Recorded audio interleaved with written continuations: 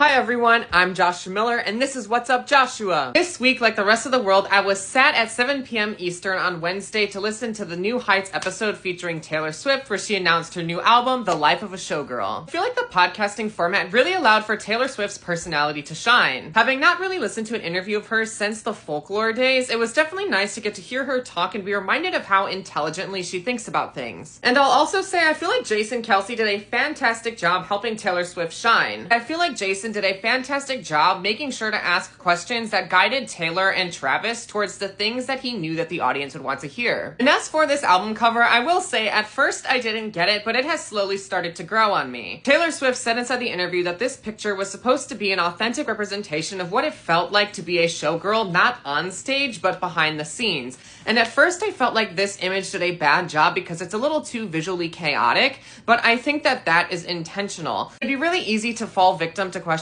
like, who am I? What am I doing? Do people like me? Did I do something wrong? Did I say something wrong? And I feel like this picture perfectly encapsulates that. And given that dance music is by far my favorite genre of music, I'm really excited to see what Taylor Swift is going to do in this genre with this next album. What do you guys think? And this week, I'm still listening to I Said I Love You First by Selena Gomez and her fiancé, Benny Blanco. Something about this entire album makes me nostalgic for a relationship that I've never had. And Sunset Boulevard is one of the sweetest, most romantic songs I've heard in a really long time, and I absolutely recommend this to anyone who needs a song that'll make you feel very nostalgic and very emotional while driving home at sunset. Also been getting back into the K-pop girl group ITZY. I feel like their music is just so energetic, and I just love their brand concept. I really do think of them as the closest real-life equivalent to Huntrix from the Netflix original film K-pop Demon Hunters. Lastly, in my personal life, I've been trying to make a better effort to take care of myself. With work and with content and with traveling and physical therapy, it's just a lot, and it's very easy to put taking care of myself and getting enough sleep and drinking water on the back burner, but I'm starting to realize that if you don't take care of those things,